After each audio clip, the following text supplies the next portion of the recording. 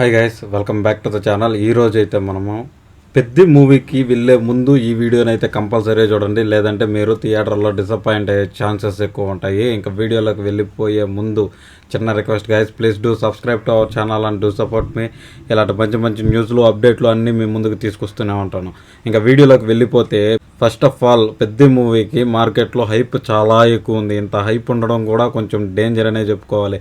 ఇది ఒక commercial cinema అయినప్పటికీ కూడా ఈ మూవీ గురించి కొన్ని నెగిటివ్ పాయింట్స్ అయితే మనం అయితే ఇప్పుడు మాట్లాడుకుందాము. ఫస్ట్ ఆఫ్ ఆల్ హైప్ ఎక్కువ ఉండడం వల్ల పెద్ద మూవీ కమర్షియల్గా ఫైట్లు కానీ సాంగ్స్ కానీ ఇవన్నీ రిలీజ్ చేయడం వల్ల ఇది ఒక commercial cinema, commercial sports drama అనేసి అని అనుకుంటున్నారు. కాకపోతే సెకండ్ హాఫ్లో లాస్ట్ 45 minutes ఏదైతే ఉందో అదైతే ఓన్లీ డ్రామా మీదే నడవబోతూ ఉంది. దీన్ని చూసిన ప్రతి ఒక్కరూ ఎమోషనల్గా ఫీల్ అవుతారనేసి అని మన బుచ్చిబాబు గారు చాలా ఇంటర్వ్యూల్లో చెప్పుకొచ్చారు. ఈ మూవీ ఫస్ట్ హాఫ్ అంతా మీకు పక్కా కమర్షియల్ మూవీ లాగా ఉంటుంది. సెకండ్ హాఫ్ మాత్రం ఖచ్చితంగా మనం మాట్లాడుకోవాల్సింది. సెకండ్ హాఫ్ ఓన్లీ డ్రామా మీదే నడుస్తుంది. ఒక్క స్టార్ హీరో ఇలాంటి సినిమాను ఒప్పుకున్నాడంటే ఆయనకున్న గట్స్ ఎటువంటివి అనేసి అని మన బుచ్చిబాబు గారు చాలాసార్లు చాలా ఇంటర్వ్యూలో అయితే చెప్పుకొచ్చారు గైసా. ఇంకా నెక్స్ట్ ఈ మూవీకి ఉన్నటువంటి కొంచెం నెగిటివ్ పాయింట్ ఏంటంటే కావాలనే ఈ మూవీని బ్యాక్ చేయడానికి చాలామంది అయితే ట్రై చేస్తూ ఉంటారు. నెగిటివ్గా సోషల్ మీడియాలో ట్రోల్స్ కానీ ఇంకా నెగిటివ్ రివ్యూలు కానీ చాలా అయితే పోస్ట్ చేస్తూ ఉంటారు. వీటిని బట్టి మూవీకి బ్యాక్ చేయడానికి చాలామంది అయితే ఇంకా సోషల్ మీడియాలో అయితే ట్రై చేస్తూ ఉన్నారు గైస్. ఇది కూడా ఒక వన్ ఆఫ్ ద పాయింట్ అనుకొని మనం చెప్పుకోవాల్సిందే. రామ్ చరణ్ గారు అయితే ఈ మూవీని ఎత్తుకెళ్ళి ఎవరెస్ట్ కంటే హైట్లో పెట్టేశాడనేసి నాకు గట్టిగా అనిపించింది. ఎందుకంటే రామ్ చరణ్ గారు మాట్లాడినటువంటి మాటలు ప్రీ రిలీజ్ ఈవెంట్లో జనాలకి బాగా ఎక్కాయనేసనే మనం మాట్లాడుకోవాలి. ఆయన ఏమన్నారంటే ఇలాంటి మూవీకి కాకపోతే ఇలాంటి స్క్రిప్ట్కి కాకపోతే ఇంకెప్పుడు కష్టపడతాం, నేను కష్టపడ్డాను అనేసి అని ప్రతి ఒక్కరూ చెప్తున్నారు. కాకపోతే దీనిని నేను చాలా ఇష్టంగా చేశాననేసి అని రామ్ చరణ్ గారు అయితే చెప్పుకొచ్చారు గైస్.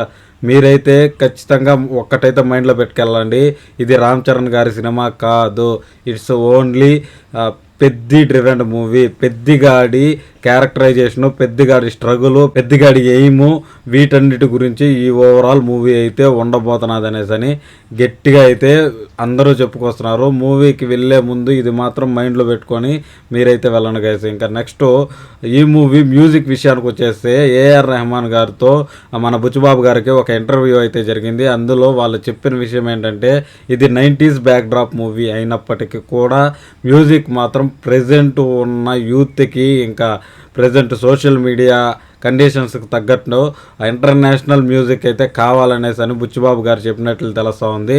దీన్ని బట్టి మనకు అర్థమవుతోంది ఏంటంటే మ్యూజిక్ మీరు అనుకున్నంత రేంజ్లో లేకపోయినా కొంచెం క్లాసిక్గా ఉన్నా మీరు కొంచెం అడ్జస్ట్ అవ్వాలి, లేదంటే మీరు కొంచెం డిసప్పాయింట్ అయ్యే ఛాన్సెస్ ఉంటాయి.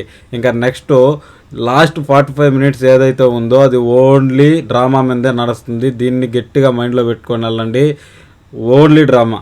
ఈ డ్రామా వల్లనే మూవీకి చాలామంది మెచ్చుకున్నారనేసి అని బుచ్చిబాబు గారు చెప్తున్నారు. ఈ డ్రామా గురించి మనం మూవీ చూసిన తర్వాత అయితే చూసుకుందాము.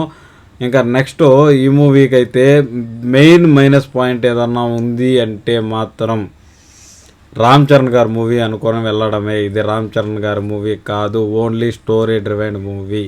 కాబట్టి మనము ఇవన్నీ మైండ్లో పెట్టుకొని మూవీ థియేటర్కి వెళ్తే పక్కాగా అయితే ఎంజాయ్ చేసేసి వస్తాం గైస్.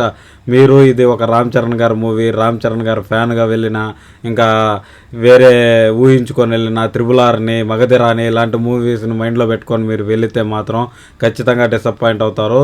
ఇది ఓన్లీ పెద్దిగాడి స్టోరీ అనేసి అని అందరూ చెప్పుకొచ్చారు, మన రామ్ చరణ్ గారితో సహా.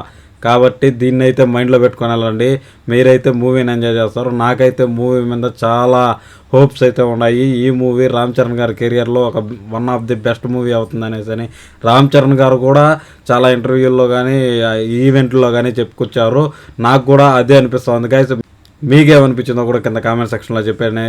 వెళ్ళే ముందు ఛానల్ని సబ్స్క్రైబ్ చేసుకొని ఈ వీడియోకి ఒక లైక్ చేసుకొని ఫ్రెండ్స్ అండ్ ఫ్యామిలీకి షేర్ చేసేసి thanks for watching guys. Love you all. Bye bye now. Jai Hind.